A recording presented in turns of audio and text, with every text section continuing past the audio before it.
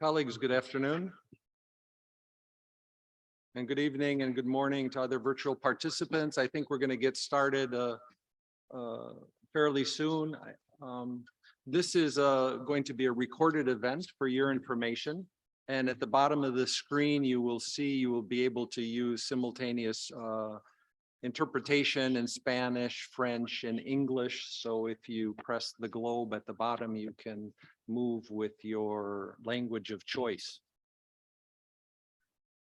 So to get started, and on behalf of the Director General for International Partnerships of the European Union, the French Agricultural Research Center for International Development, CIRAD, the SDG2 Advocacy Hub, the Center of Excellence in Food Security at the University of Western Cape in South Africa, and the FAO Investment Center, I would like to welcome you to the CFS site event on diversified food production and diet, the challenges of transition to more sustainable agri-food systems. My name is James Teft, and I'm the moderator. I'm with the FAO Investment Center. So this is a hybrid event. And so some of us are in the green room at FAO headquarters in Rome, Italy, with many of others connected online.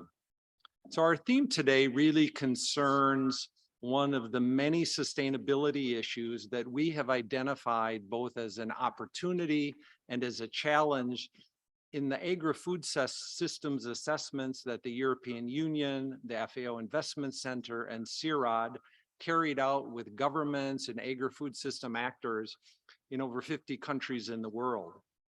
We also know that more than 90% of the UN Food Systems Summit conveners have also identified nutritious diets as a priority area in their national dialogues and in their roadmaps.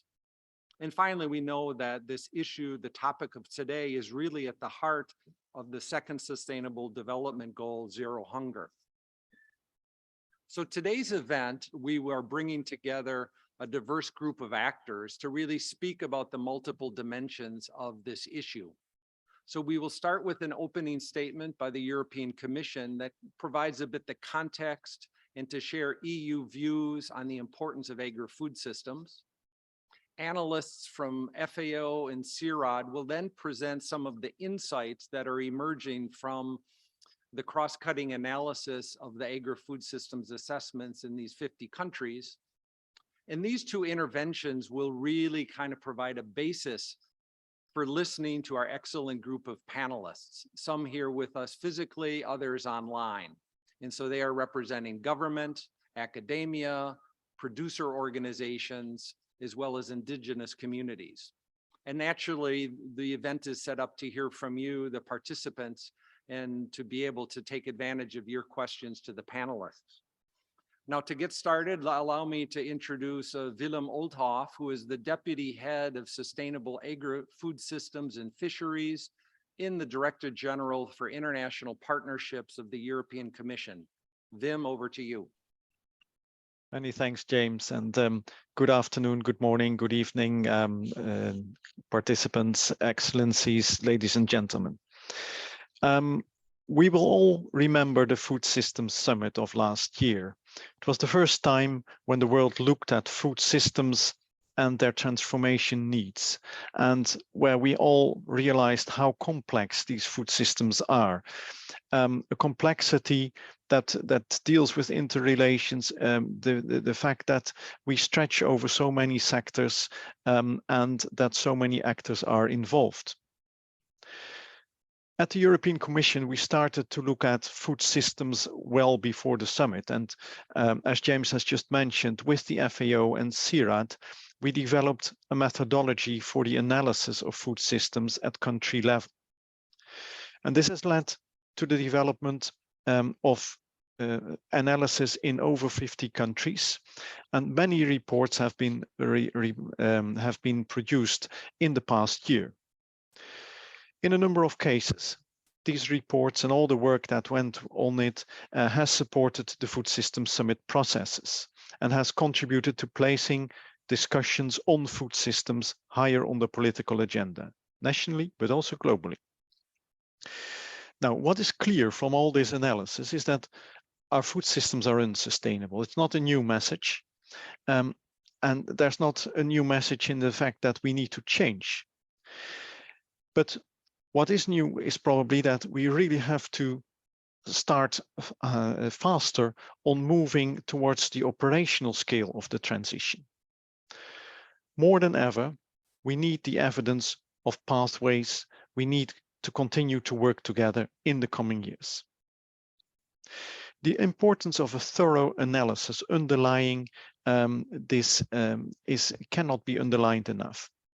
We need to have these analyses on the trends, on the complex challenges, on the interrelations, but also analysis that is shared, that is inclusive, leading, where possible, to a common understanding and to the identification of common pathways, including the trade-offs that might be encountered, but also to the win-wins that can be looked at.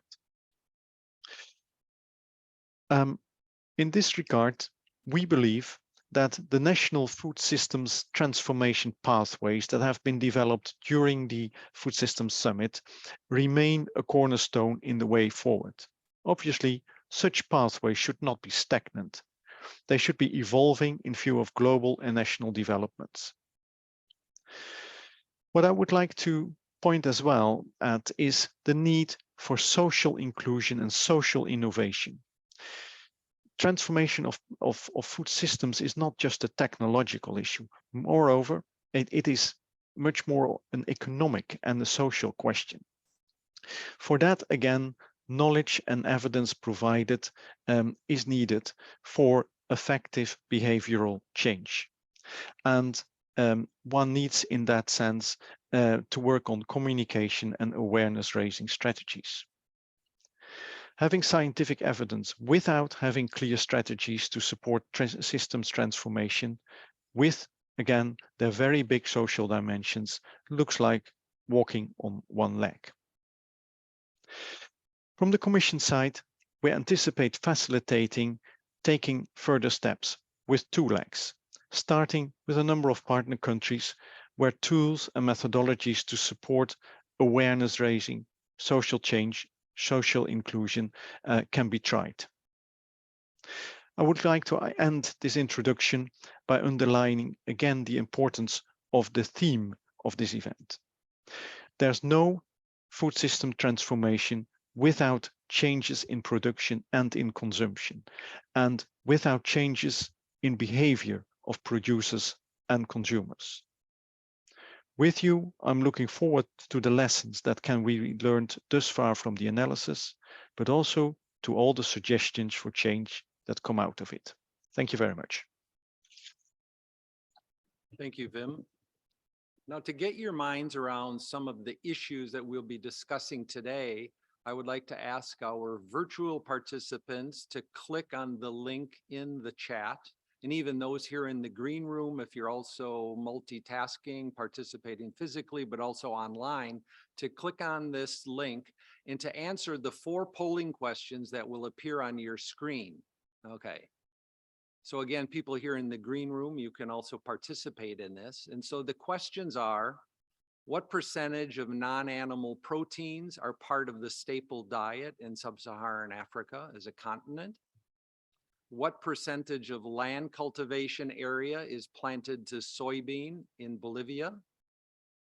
Which country has the highest daily per capita consumption of vegetables in the world? And how many people in the world cannot afford a healthy diet today? So please get your thinking hats on, answer those questions. And while we're waiting, allow me to take a minute to encourage all participants, to both those virtually and those here in the green room, to use the chat function throughout the session. And this is at the bottom of your screen, and to submit any and all questions and comments that you may have. So please include your name, your institution, and the brief question, whether it is in Spanish, French, or English. And so later on in the session, we will be in a position to answer those and to integrate you into the discussion. So I guess with this, Stefania, if you can close the poll and you can display the results, and we'll see how good people are. So what we do know is that non-animal proteins represent 78% of the staple diet in sub-Saharan Africa. And so we see that 42% ask the right question. In Bolivia, 36% of the land cultivated is planted to soybeans. So Stefania, if you maybe could move that up a bit. China has the highest daily vegetable intake per capita in the world at 1 kilogram per day, which is 4 times the World Health Organization's recommended level for fresh fruits and vegetables. And then on a more sobering note, we know that over 3.1 billion people in the world are not in a position to afford a healthy diet. So with that, as you think of what Wim has shared with us and these results, I would like now to turn the floor over to Mita Punjabi and Nino Sirde. So Mita is an economist in the FAO Investment Center and based here in Rome, Italy. And Nino Sirde is an economist at CIRAD, and she is speaking to us from Dakar, Senegal.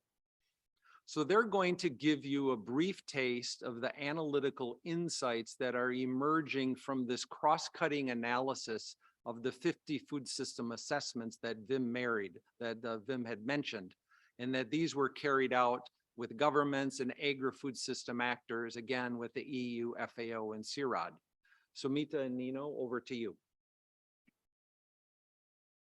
Thank you so much, and good day to everyone. Thank you for joining in. And in line with the theme, the discussion focuses on the link between diversified food production and dietary diversity of the consumers. As the colleagues mentioned, this was a joint initiative of FAO, EU, and CIRAD to undertake assessments in 50 countries in partnership with the governments and national stakeholders. And the 4 dimensions of assessing the food systems were food security, nutrition and health, environment and socioeconomic dimension, and territorial balance. So of course, today's discussion focuses on the first challenge that we have, food security, nutrition and health.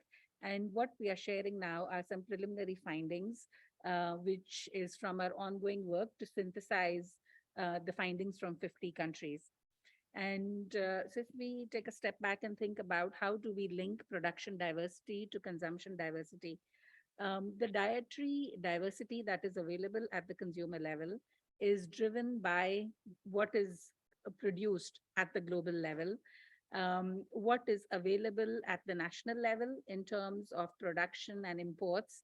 And then there are various factors which determine availability at the territorial levels, subnational territorial levels, and at the consumer level. So if we look at what is it that we are producing globally, because that determines the production diversity, and a key observation is that 74% of the cultivated area globally is under cereals and oil crops, 13% under fruits and vegetables, 6% under pulses. And this production pattern determines the dietary diversity, which we see at the global level in terms of the energy available. And quick observations are that there is sufficient availability of food at the global level, at least in terms of macronutrients. However, it is the availability and diversity at the territorial subnational levels and consumer levels, which is a challenge. Another kind of a point to note is that if we look at the value of the share of different commodities, the nutritious food represents the highest values, especially in terms of livestock products, meat and milk, fruits and vegetables, which is an indicator of the higher price of this nutritious food. Based on this global picture, if we are to see what is happening at the national levels, we see some broad trends in countries. A key observation here again is that at the national level, we see that there is diversity in supply, but most of this diversity is coming from diversified food imports rather than from production diversity, which has remained stagnant. And if we look across regions, some broad trends which emerge in African countries is that there is a significant area under cereal crops and cash crops, which will imply, how much of land then you have for other nutritious crops. And the cereal crops, the dominance of cereal crops is linked to the food security imperative to produce sufficient calories to feed the people. And the cash crops, there are the conventional cash crops with historical linkages, pre-independence for many countries, and also the emerging non-conventional cash crops, which are very important contributors to foreign exchange and also as important contributors to farm incomes. In the case of Latin America, we see a very strong trend of globalization and specialization with large-scale investments by agribusinesses in soybean, maize, and also in fruits for exports. A point to note is that these investments in cereals and oil crops, which we also saw in the production trend, is partly to meet the high demand for consumption, but it is also as feed for livestock and for other uses such as biofuel, etc. And we see that this trend in many countries like Brazil, Argentina, Bolivia, Paraguay. This kind of production pattern is then complemented by imports. And even though, we see the import dependency percentage here as well as the volumes. So for example, in the case of Africa, the import dependency is stagnant at 30%, but the actual volumes have increased. However, in some countries, the import dependency is as high as 50% or 70%, which we can think of what it implies in the case of crisis situation, what we are seeing now. Furthermore, this imports is complemented by another dominant category of foods, which is the processed foods, which are largely energy dense and low nutritious food. And again, we see in all the three regions, significant increase in the imports of these foods. And just, to highlight that the scale is very different in the case of Asia, probably because of the highest population, but it's very significantly high. So this is the availability of foods at the global and national level. And I hand it over to my colleague Nino here. Yes, thank you, Mita. Good morning, everyone. Now let's have a look at the territorial and consumer level. So what you have here is that even when food availability and supply look diversified at the country level, it is sometimes because of the scale we are looking at. And actually, production diversity and dietary diversity remain a challenge at territorial and consumer levels. So the diverse food has to be accessible and affordable for consumers across the country. And within a given country, subnational territories face different combination of opportunities and constraints to diversify their own food production systems. So these agroclimatic conditions, infrastructure governance, lead to specialized production in some territories, which increase their vulnerability because of access and connectivity, this constraint being particularly impactful for sourcing perishable food items, for example, and because of income disparities across regions and consumers. As an example, the food system assessments show that some countries that have highly diversified production. This is another slide, please, too. Yes, this one, thank you. So yeah, I was saying that what we show is that some countries that have highly diversified production and supply at the national level always sometimes fail to ensure diversified production and consumption at the territorial level. So as an example here, we have seen that subnational territories that are specialized in export crops, where the population has relatively good purchasing power, for example, but these territories are also vulnerable to market shock and have diets that are not often very diversified with quite high level of malnutrition. We have seen that, for example, in Eastern Madagascar and lowlands in Bolivia. Another type of territories is the marginalized areas that rely on subsistence, mainly rain-fed agricultures, In these areas, local conditions make it very difficult to diversify their cropping system, but in parallel, they are not well connected to market, and local supply chains struggle in providing them with affordable and nutritious food. So we have seen that, for example, in some parts of southern Madagascar, in Nepal, or in Senegal. And finally, beyond the accessibility issue, there are some sociocultural, demographic trends, nutrition policy, as well as supply-driven changes in the consumer environment that do modify consumer behavior, and they are not always conducive to healthy diets in urban and increasingly in rural areas as well. So in several food system assessments we observed that availability of cheaper processed food and ready-to-eat food being driven by new supply channels, such as supermarket and digital options, also condition dietary diversity at the consumer level. So based on these insights at national, territorial, and consumer levels, what challenges do these existing patterns of food supply mean for the transition to sustainable food systems? So first, what we have seen is that specialized production often weakens local food systems, which then can lead to worsened food security in the countries. Secondly, the dependency of global cereal markets still increase risk exposure to shocks. And third, with the increase of consumption of energy-dense food, as Mita just explained before, while at the same time we have a decline of over cereals, oil, and starchy-rich species, this is associated with nutrition and health negative impact, in particular rates of obesity and non-communicable disease. And beyond this food security impact, these trends have also implications in the socio-economic, territorial, and environmental dimensions. So this creates unbalanced territorial development and increased inequalities within food systems. Also, in some countries, investment have been mostly oriented toward export value chains rather than domestic ones. But small-scale actors didn't always get a fair share of it, and food system at territorial levels have sometimes been neglected.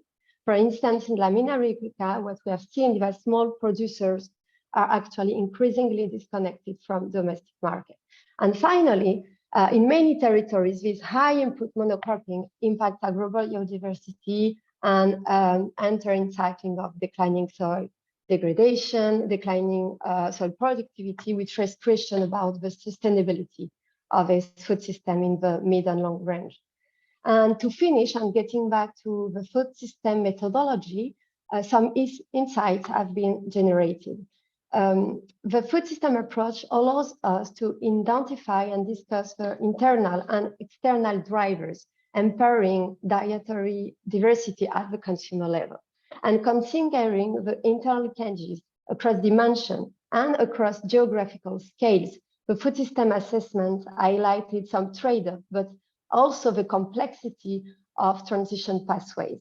And all these insights call for great attention in engaging with food system stakeholders, considering the territorial, economic, but also power imbalances, with a view of rebalancing power relations in the food system to design new transition pathways.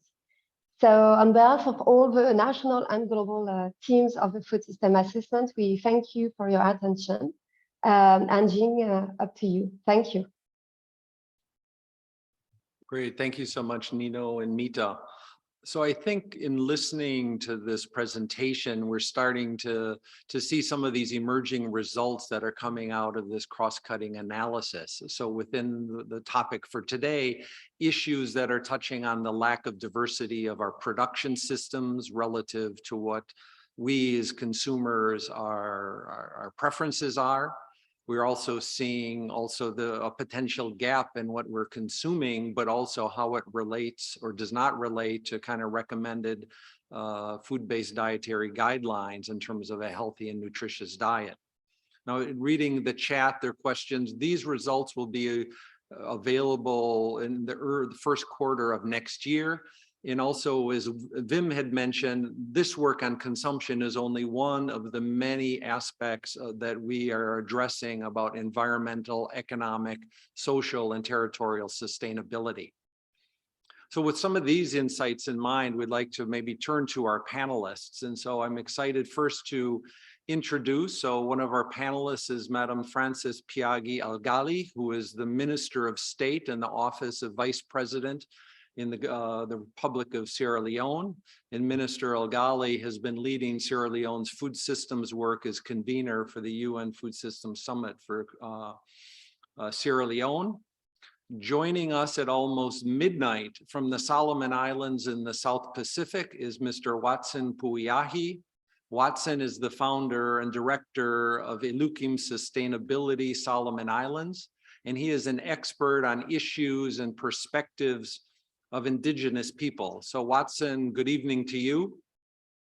We also have from South Africa, Mr. Julian May, who is the director of the Center of Excellence in Food Security at the University of Western Cape in South Africa. And next to me here in the green room is Ms. Elizabeth Simadala. Elizabeth is an agripreneur, and she is currently the president of the East African Farmers Federation. And later on, we will also hear from Mr. Paul Noonan, who is the director of the SDG2 Advocacy Group, and he is one of our event co-hosts, and he is with us here in Rome, Italy. So Elizabeth, we're going to start with you. So we've heard that in both rural areas, urban populations, we cannot afford proteins. We have a deficit in terms of nutrition. So from your perspective, what role do legumes play today, or they could play in the future in East Africa in terms of improving healthy diets and food diversification? Over to you. Yeah, thank you very much, Chair. It's really a great honor for me to speak to this important audience. And as already been introduced, I'm actually I'm using this. Okay. I'm one of the legume farmers. I grow beans, soybean, and cowpeas. But let me start with the general overview from the SOFI report, which indicated that there is a global shortage this year due to COVID, climate change, but also other factors. And this shortage does not only look at other types of food, but it also considers protein-rich foods. Many foods are being affected, and this has reduced production, but also the demand.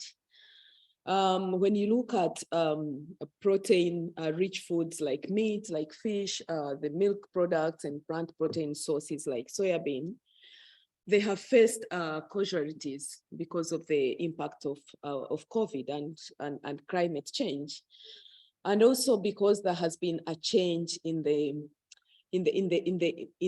eating habits due to the impact of COVID on the population. There has been reduction in intake of proteins, and of course, this the most population that is affected is the rural poor. And with this, we are likely to see a worsened situation in health programs among the children. And we all know that protein is an important part of a basic diet. It is estimated that 1 billion people worldwide suffer from protein deficiency. The problem is most severe when it comes to Central Africa and also South Asia, where about 30% of children consume too little protein. For example, when you look at the survey that was done in Nigeria in 2020, the report, the Nigerian protein deficiency report revealed that more than 45% of the population, of the Nigerian population do not consume the required daily protein.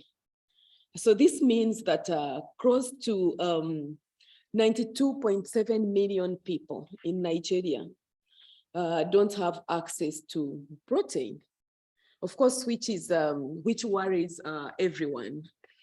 But something that is very key to take note of is that when you look at all these products and the services across Africa, we need to take note of the affordability aspect.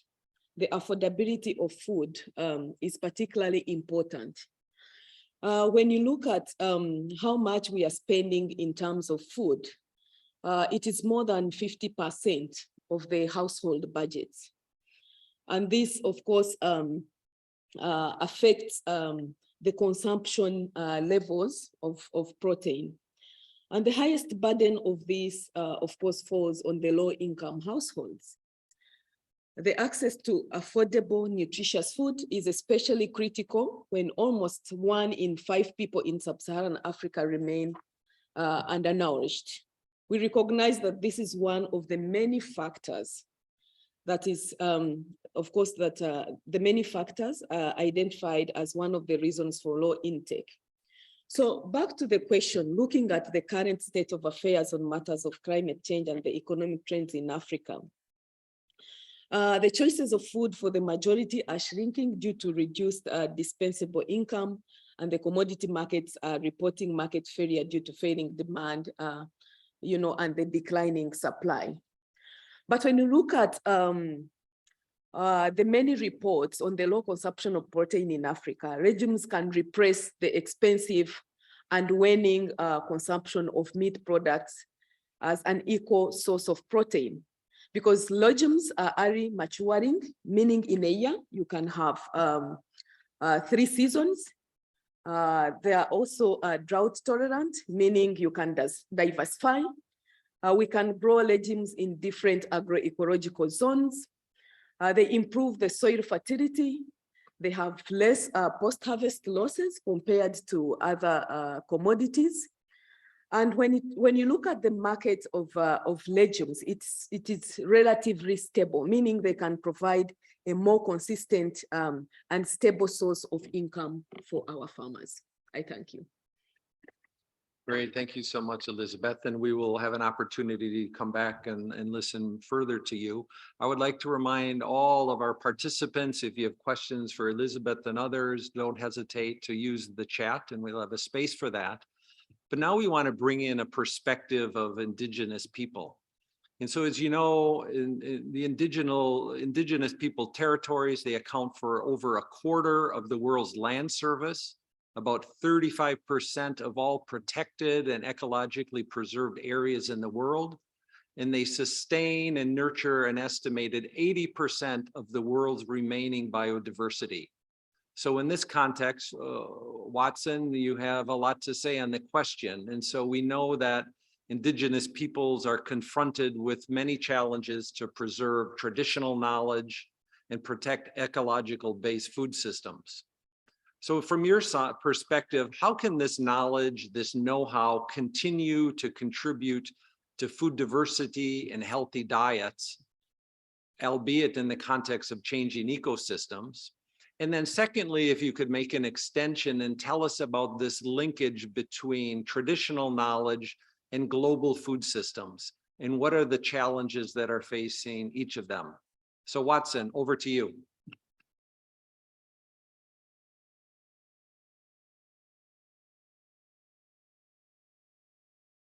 Thank you, organizers.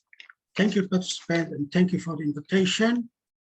First, in response to the questions and the statement, I have provided strategic diagram, a bigger picture of the subject or the issue from indigenous perspective in the context of Solomon Islands and Pacific region in general. To be specific, my presentation will focus mainly on indigenous food challenges in terms of 2 fundamental issues, including the indigenous people perspective, perception, and 2, climate change. In response to question 2, I will highlight the importance of transformational, transitional, traditional, and cultural in terms of addressing indigenous people perception and modern technology in terms of climate change. And finally, I will also highlight the indigenous people approach towards traditional knowledge and ecological food system sustainability. And then we will allow space for your question. But as I have mentioned, I will focus mainly on indigenous food challenges in terms of perception and climate change, and looking at Solomon Island context. With perception, in Solomon Islands, for example, we perceive the modern food or the imported food and the indigenous food differently. Like, for example, people now, they perceive import food more important than the indigenous food. So they prefer, or the preferences is more towards the imported food than the indigenous food, which is the food security, which is the food diversity and the resilient food system, or the healthy diet.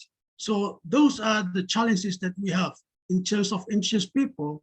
We have challenges in terms of maintaining our food diversity and resilient food system or healthy diet as far as our local food is concerned.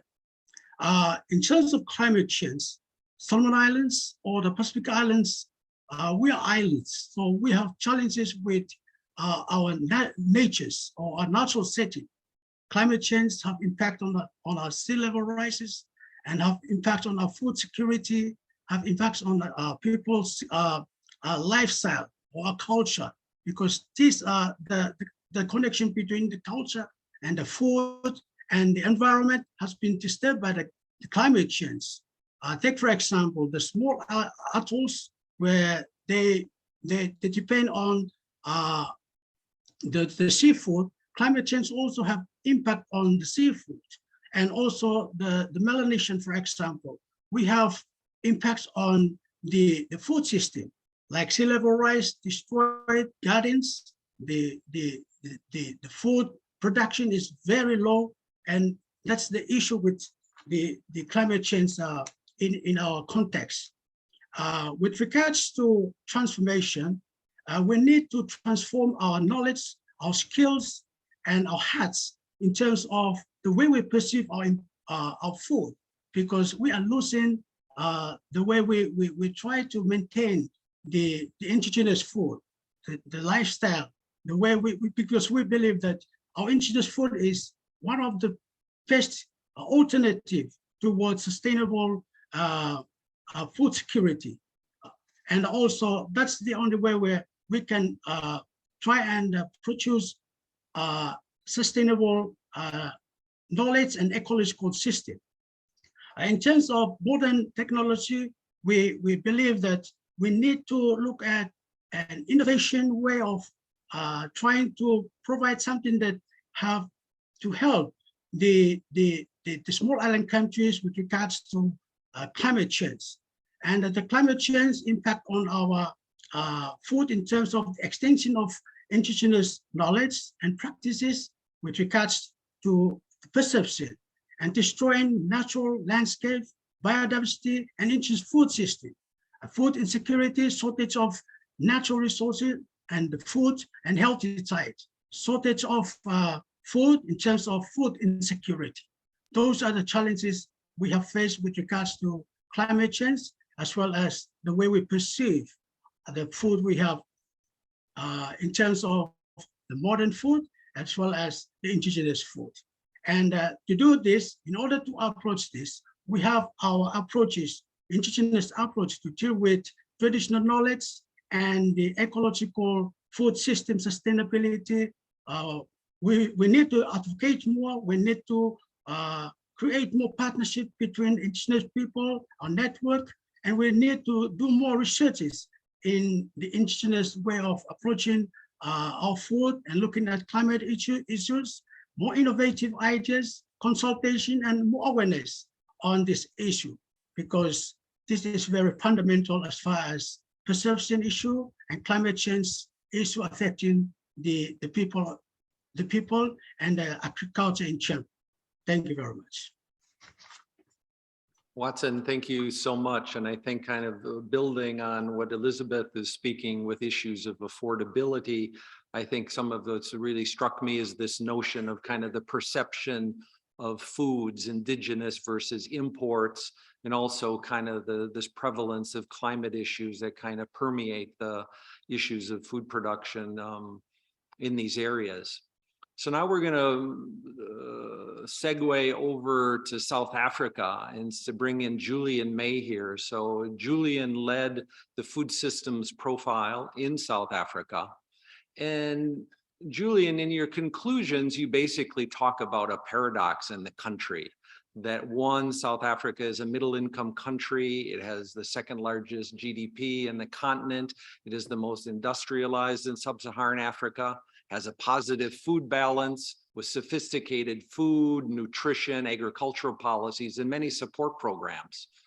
But in the report, you point out that, like many countries in the world, that South Africa is challenged by rising under and overnutrition, by environmentally unsustainable production practices, significant territorial imbalances, but also a slower transformation towards greater inclusiveness. So Julian, we've seen this in the profile. How can we explain this lack of progress in dealing with malnutrition, increased obesity, when production systems are so diversified in South Africa? And in your opinion, how can South Africa unleash the diversity of food systems to deliver jobs and improve livelihoods for young people in rural areas? Julian, over to you. Well, James, as you say, the report focuses on this paradox of a country which has, in addition to the things you have described, has also adopted the policies that many other countries have adopted with greater success. And examples would be Peru or Brazil, where similar policies have been adopted to those in South Africa, and undernutrition has dramatically declined, where in South Africa, the prevalence of stunting, for example, has remained stubbornly at around 1/4 of our under 5 children. The issue is not about producing more food, nor is it about, I think, developing more policies, nor indeed is it about providing more or larger grants. It goes well beyond that. I think the reasons for this point to things that often we don't want to consider when we are focusing on agriculture, and these are the aspects of a food system that go beyond the food system. They're outcomes of things like the interaction between food and energy, between food and the water system.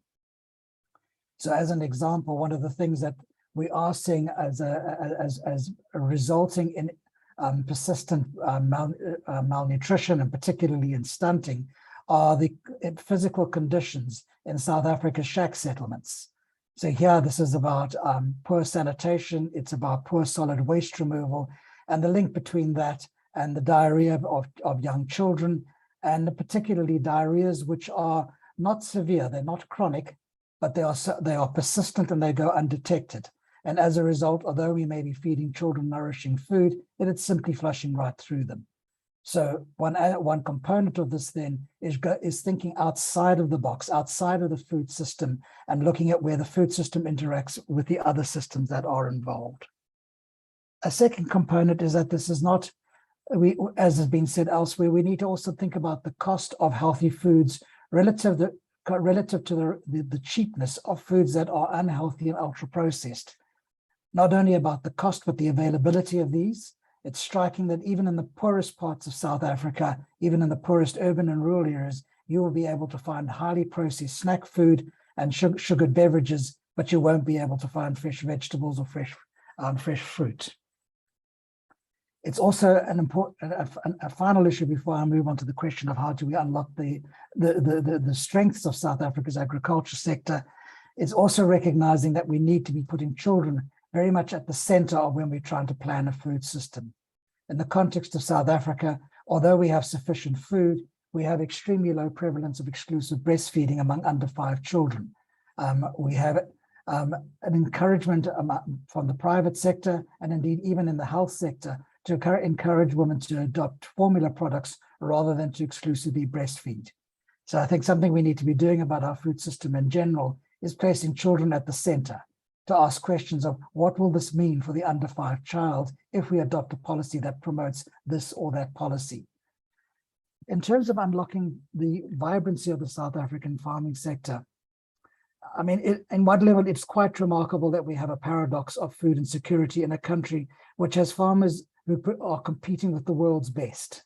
In the region in which I'm located, the Western Cape, is a major supplier of table grapes, of citrus fruit to Europe and to the America, as well as to Asia. And yet we have farm workers being among the most food insecure in the country. To unleash that potential, I think we need to be looking not only about our ability to produce food, but more importantly, our ability to sustainably produce food. Were we to look at the environmental costs of the food systems that we currently are adopting, I think we will find that our future is looking bleak. South Africa is going to be hard hit by climate change, certainly not as hard hit as the island economies, but we are going to experience increased heat, increased shifting of our seasons and decreased rainfall, and that's going to impact upon our most productive parts of the country. Moving towards agroecological approaches, transitioning towards approaches which are more sustainable, I think is a way of bringing in more smallholder agriculturalists who are well equipped to be able to manage land more carefully and to be able to monitor how land is used. So I think that's one response. But I don't say that saying that that technology should be abandoned or that technology is not important. Indeed, I would argue that agroecological approaches rest very heavily upon very sophisticated science and a sophisticated understanding of how plant health and soil health can be preserved.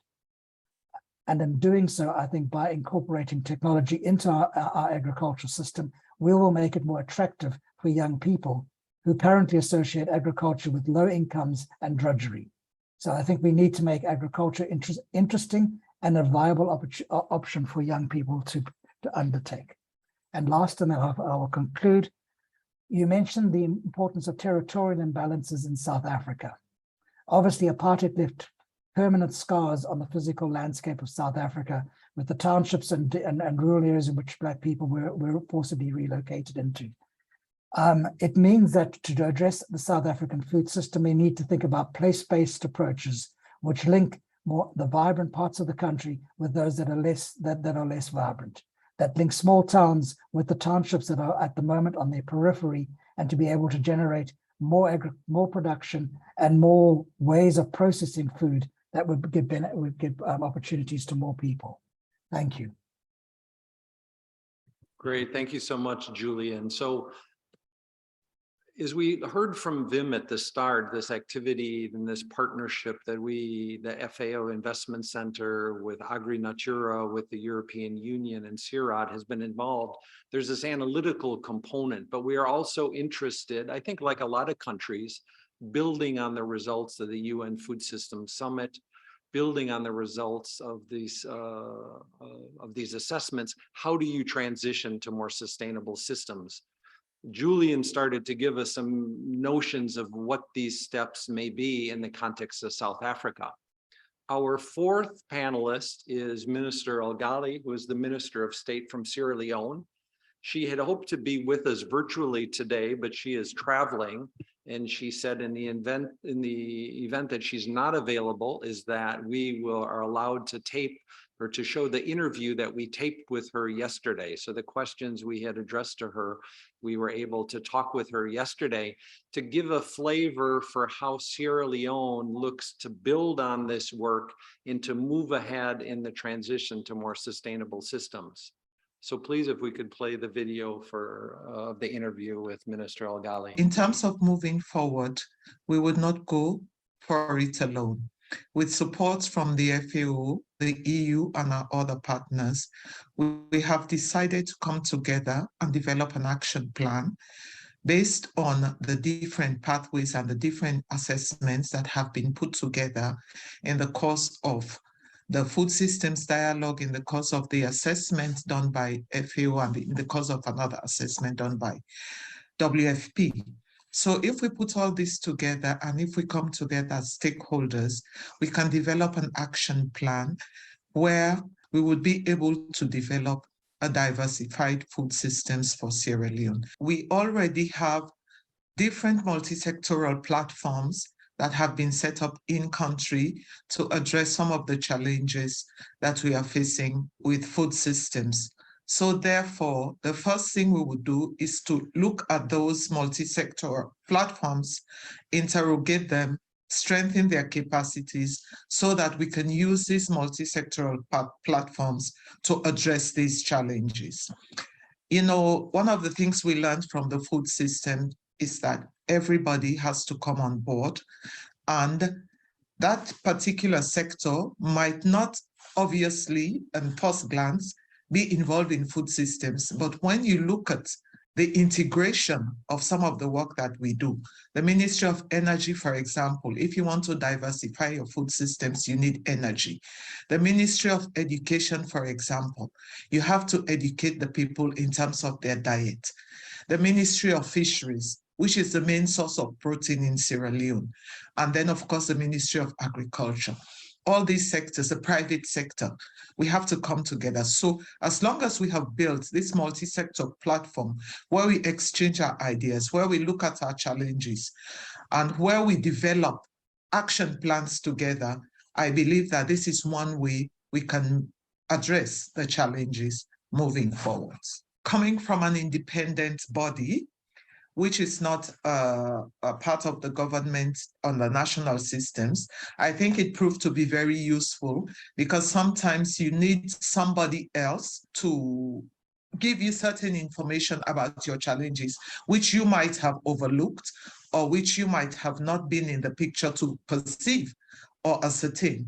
Complementing the work that we have been doing in terms of assessing our food systems and food security, I think it proved to be very, very useful. We would not transform our food systems overnight, but as long as there's a plan, there's an action plan, medium, immediate, and long term, and as long as we work towards it in a systematic and consistent manner, we would get to where we want to get to. Because without a plan, that is where the problem starts. You work in silos, you do things half and half, and once there are shocks, you are not able to, your food systems is not resilient anymore. And I believe that this collaboration with FAO to help us develop the plan and work systematically on our food systems, I think it's the best way that we are moving forwards. Minister, somewhere on the plane, thank you so much for your interventions. We want to get into, take some of the questions that you have addressed to our panelists. And so first I want to bring Elizabeth and Julian on board to ask a question we received about the social and the political innovation that we need to put in place to trigger the interest and inclusion of young people in food and agri-systems.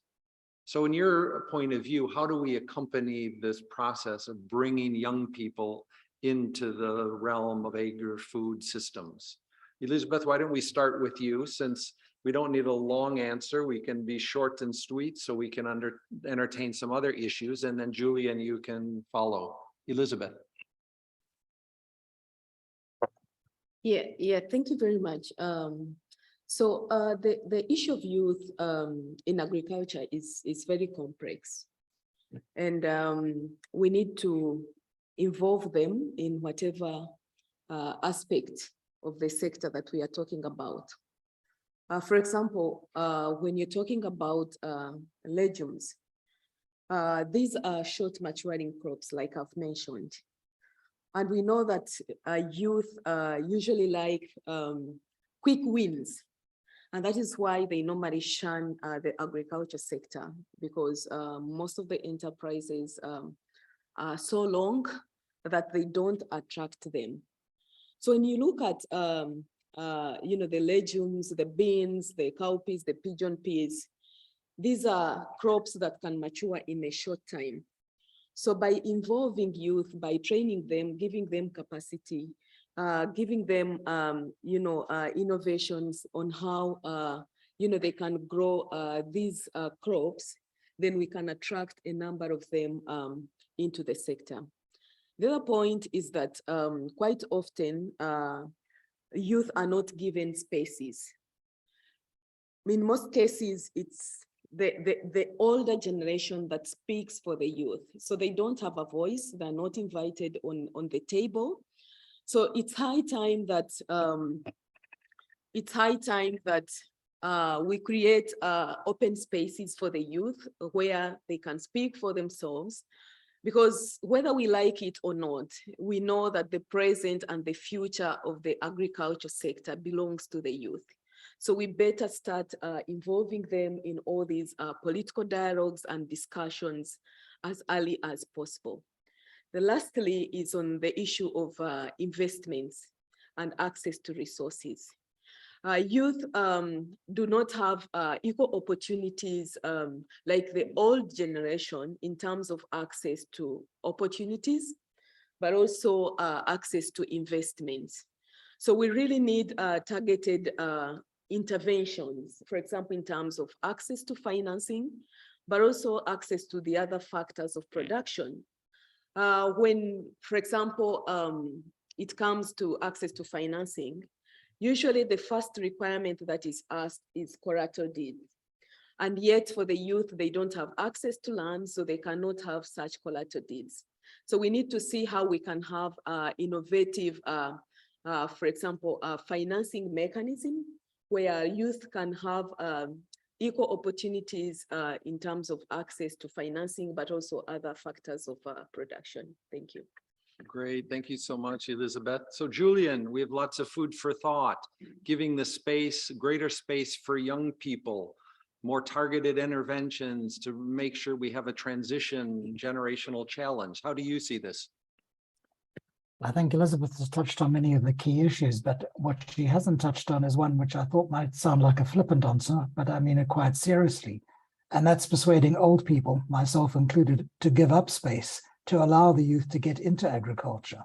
And that's about providing access to land, about providing access to finance, providing the opportunities to raise the collateral that I think she very well described.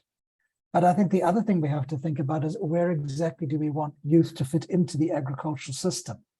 It may be quite possible for youth to fit into other parts downstream of agricultural processing, downstream of agriculture, such as agricultural processing, or indeed the technological aspects of agricultural production.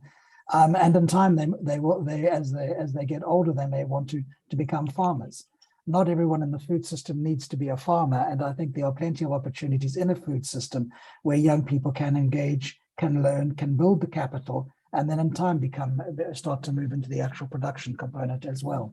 So then two things: where do we want young people to fit into the agricultural system, and providing opportunities for people to have choice as to where they're going to fit in, and not only as farmers. And second, understanding how we may have to give up resources to avail the youth opportunity to get into agriculture. Thank you. Great, thank you so much, Elizabeth and Julian. So we're going to change gears a bit and come back to issues of indigenous knowledge.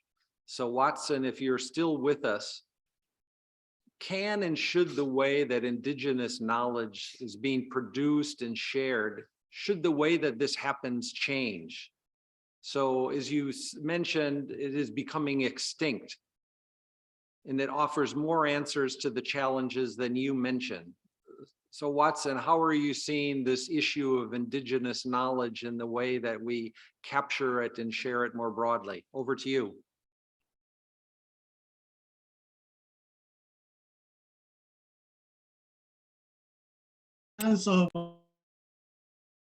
And practices, the way we perceive it, the way our local people perceive it, compared to the modern knowledge in terms of food preparation and the taste of the food. They are more preferring modern export food compared to the indigenous healthy food. So the knowledge in terms of food preparation is extincting because people decided to produce something or to look at modern than on indigenous way of preparing food, for example, the knowledge of preparing local food. So those are some of the things, challenges that we have with regards to the practices and the knowledge that we have with regards to especially the food preparation. And thank you so much. So we've received a number of technical questions around soil issues. So Nino and Mita, so you need to put on your agronomic hats. And so during the COVID area, we've seen about a lot of these innovative new technologies, soilless cultivation, hydroponics, vertical farming. From a nutritional and sustainability perspective, how do you see these new technologies in terms of this mandate of producing more nutritious and diverse foods? Maybe Mita, we can start with you. Thank you. I think, one of the things that food systems methodology has shown us that there are so many dimensions to sustainability. And when we think of any new technologies, any new innovative approaches that we will be taking up, we should be looking at it from the food systems perspective, what impact it has on the environment sustainability, on the people, the socioeconomic dimensions, and the equity, within the country. So what impact it will have on food security, nutrition, and health. So yes, off the top of at the top of my head, you cannot say about these technologies because there is so much literature there already which exists on the positives and downsides.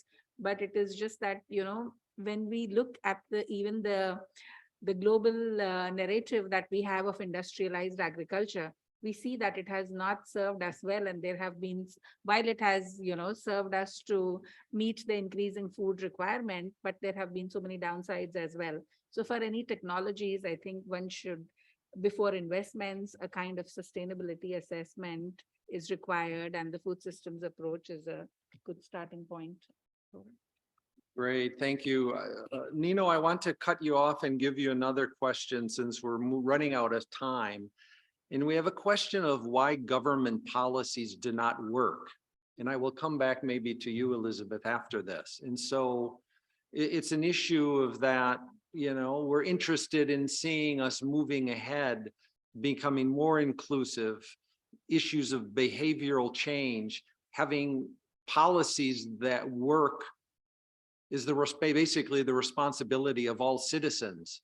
So basically, we can't criticize policies if we ourselves are engaged in the processes as citizens. And so the issue of implementation is a collective action that is needed. Nino, from your side, how do you see this issue? And then I'll have Elizabeth follow up. Nino. Yeah, I think it's not an easy question because obviously each situation is specific, and in each country and in each context, the policies get different strategies and different trends. So what we see in the food system assessment is that very high engagement of all the food system actors we involved in this assessment. So we have been working with producers, with all the midstream actors, all the as well as citizen associations, civil society association, and governments. And what we saw, like the most interesting parts of these assessments were really the discussion that emerged and how each actors can recognize the point of view and recognize all the traders that are actually playing a key role in these food systems. So it's what we will look at in the assessment, and I really think that if we want to go forward and go into nice trends and nice future for all these food systems, we have to rethink how to include people and rebalance power and considering all the power imbalance that do exist in this food system to give voice to everyone. Great, thank you so much. So Elizabeth, from your perspective, East African Farmers Federation, how do you see this real challenge of policy implementation and the responsibility of agri-food system actors to be in a position to influence better performance? Yeah, I think the policy issue is a bit broad, and it all starts with the policy making process. And how are these processes? Do they involve all the different actors? From the farmers' perspective, we notice that most of these policies, are not pro-farmer. They don't usually involve farmers in most of the processes, and yet these policies are affecting farmers. So as long as we continue to have policies that are politically driven, there's not much that we can achieve, because what we usually see is that because maybe a politician so-and-so want to achieve something, that's when they usually introduce a certain policy. So you realize that they are actually not demand driven, but most cases they are politically driven. So they end up having a little impact in terms of results, because there would be beneficiaries or the end users of such policies are not usually involved in the policy making processes. But also it gets back to the investments, because a policy cannot be impactful unless you have the right investments to make sure that, that policy delivers on something. Quite often you realize that there are minimum resources in terms of implementing such policies. Take an example, most of these countries came up with commitments during the United Nations Food System Summit. And all these commitments are supposed to be delivered through their national country pathways. But when you look at the resources that are required to implement, for example, some of those commitments, you realize that those resources are not available. When you look at the momentum that was there when we had the food system summit, the pre and the food system summit, it is not the same momentum that is available. Actually, when you go at national level, there's no discussion about food systems summit transformation. And if it is there, maybe it is just within different ministries, maybe it is a department in the ministry, but it's not at national level the way it was. So I think going forward, we need to have a multi-stakeholder approach that is very holistic, where all of us can speak with one voice and come together so that whatever resources are available within different stakeholders can be brought as a pool so that we can support each other, because resources are never available. Not even our governments can have enough resources to implement such policies. Thank you. Excellent, thank you so much. So I think we're going to start moving into more the 1-minute elevator minister speech for our people. And so, Julian, I have one for you. So if you can be short and to the point, are we still giving too much belief in markets to generate solutions for sustainable transformation of food systems? Julian. Yes, I think we do need to look at how particularly local level authorities can assist in directing markets better. And that is through things such as zoning legislations, providing incentives, providing other opportunities to be able to encourage producers in their particular region to be able to bring down food. And so it is moving beyond the market, but it's emphasizing the role of the local authority. Dylan, thank you so much. So Watson, if I can bring you in to address again a point that you mentioned about, is this linkage between the need for diversified food and environmental sustainability. So from your perspective, how do you see this linkage? Food diversification, environmental sustainability. Watson.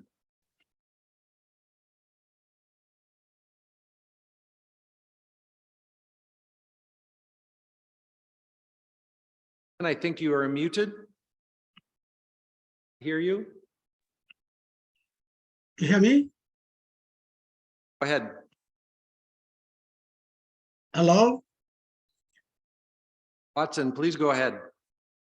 Okay, thank you. In terms of food diversity, in our context, we have a lot of food around. But then when it comes to healthy diet, we have problem with this preparation, food preparation in terms of balanced diet. We have lots of food there, but the way we prepare it is quite challenging in terms of preparing a healthy diet, balanced diet. So with regards to diversity and sustainability, the challenge is around climate change. Yeah, climate change. We have fear in terms of how climate affects our soil, our environment, and our diversity. So with that, we don't believe that this diversity will sustain. So those are the challenges that we have with regards to our small island states or country, because the vulnerability that we have in terms of climate change. Great, thank you so much, Watson. So Paul, we've intended for you to come in and provide some closing remarks, but we also have a question that really alludes to some of the issues that the minister mentioned, that Elizabeth just mentioned, about the importance of a diversity of perspectives, in the importance of finding mechanisms that give voice, that allow people to work together, in how we can actually facilitate this process. So I guess as a prelude, if you could address this and then move into kind of a wrap up some of your remarks. And so this again is Paul Newnham, who is the director of the Sustainable Advocacy SDG 2 Hub. There you go. Well, thank you, James. And it's absolutely great to be here today and to be able to have this important discussion with a diverse set of stakeholders. And so I do think that groups like the CFS, the UN Food Systems Summit process last year, they did bring together a diversity of stakeholders. And it's important to try and do this, because I think one of the things we've learned over the past years is that when we take on things in silos, then we work in parallel and we're not building upon each other's work to really drive forward change. And sometimes we can actually impact each other's progress. And so I think it's really important that we think about food right from production through to consumption, looking at how the food's grown right through to how it's presented. And I think this involves a series of stakeholders and has the systems approach in such a way that is critical and also aligned with things like the SDGs.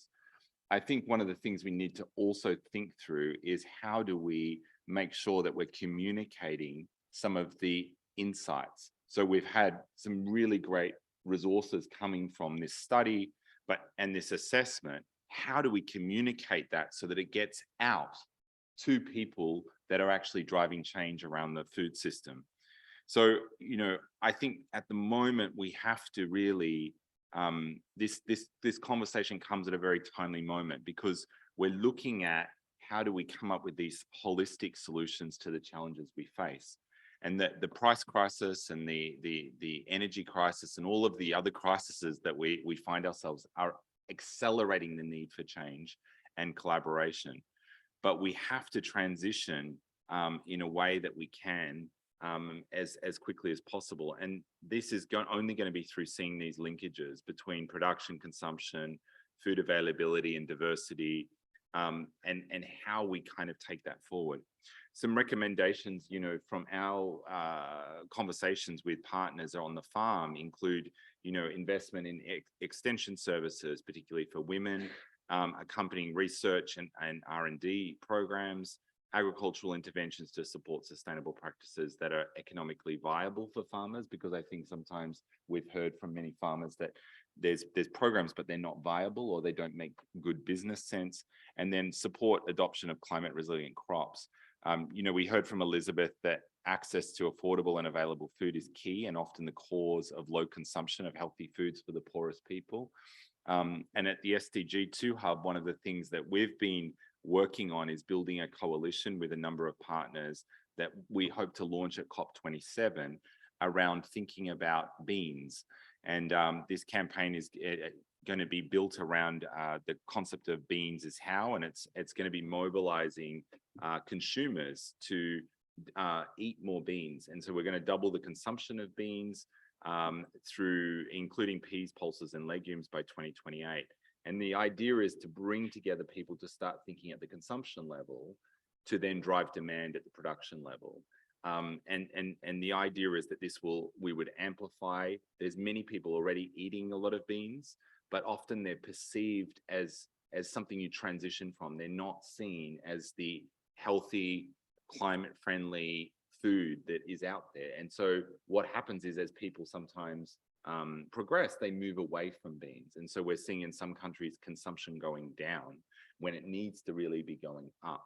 And so what we're looking at is, how do you kind of focus on a particular food group amongst all the other conversations, but one that is very diverse in and of itself. It's also fairly global in terms of there's parts of the world, all around the world, where people eat different types of pulses, peas and legumes and beans. And so how do we help that move forward? We also know that in talking with farmers, they do have the ability to generate income for smallholder farmers, to increase food security, to improve soil, to increase nitrogen and repair soils. And so, often called a farmer's friend, beans are a biodiverse way to kind of move forward. So this is just an example of trying to focus somewhere in terms of driving this change, because I think sometimes we talk about the system and it's just so hard to know where to start, and particularly for consumers out there. And so this is something that we've been thinking about. In terms of our implications for SDG 2, globally, we're off track to achieve SDG 2, and the impacts of climate change are intensifying at the same time as while food demand is increasing. And so this means that we need better food systems. We need climate resilient agricultural infrastructures that can improve agricultural productivity in parallel. And we need things that are simple and straightforward, not complex. We need some ideas to rally around. And this is part of the reason why we've been talking about beans with a number of other partners, and we'll be launching that at COP. But we also need to kind of take on this move towards unhealthy foods. And so to combat that, we need to build more investment in trying to drive the consumption there. As Wim started, he said, without changes in behaviors on how we produce and consume food, we're not going to achieve our goals. And I think this is absolutely critical. We need to pick a few things and really drive into them in a way that makes sense at the local level and really drive forward behavior change. Thank you. Great. Thank you very much, Paul.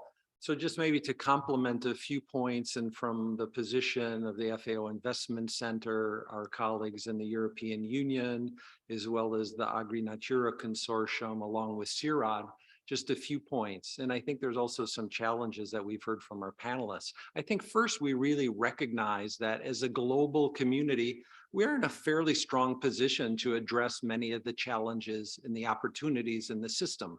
We have basically, through the UN Food System Summit, kind of established kind of the bar. But I think, as Elizabeth mentioned to us, we need to continue that momentum and move in the direction that Minister Al-Ghali kind of indicated in the case of Sierra Leone.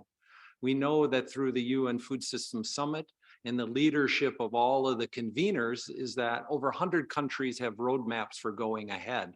And so there's real challenges how to move to action. We also know that the UN Coordination Hub continues to actively work to support these national processes. And then the lead up to the stock-taking event in 2023 is really going to move in this action. I think we heard from the onset that our systems are unsustainable and that we need to change this current trajectory of the food systems in order to address issues of economic, social, environmental sustainability. We heard from multiple panelists about the importance of this collective intelligence in creating the space around which we can bring in multiple actors, we can bring in multiple sectors, and we also can think about this multiple jurisdictions. So not just nationally, but also down at a provincial, decentralized, and even community level. And this is a critical prerequisite to transition. We've also heard about when we work in this way is that this space creates new entry points with different policy options in a space for innovation. And again, the minister's words are very cognizant here. I think in addition to technological innovation, we've also heard about the importance of this social and the institutional innovation. And I think Paul made a very important point about the importance of communication. Thinking systemically is a new activity for a lot of us. And so this continued strengthening and communication to give all of us this capacity as actors to engage in the system.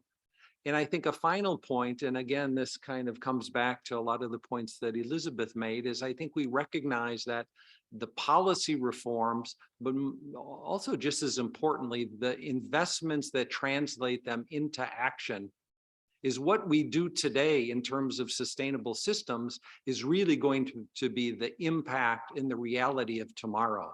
And so in this context, we really need to move forward in action. So with this, let me thank all of you who have participated today. We appreciate the support of the CFS Secretariat, to our interpreters who've been with us, to our EU, FAO, and CIRAD food systems team. So thank you again for your participation and have a good rest of the day. Thank you. Many thanks. Good afternoon. Thank you. Thank you. Thank you. Thank you. Thank you.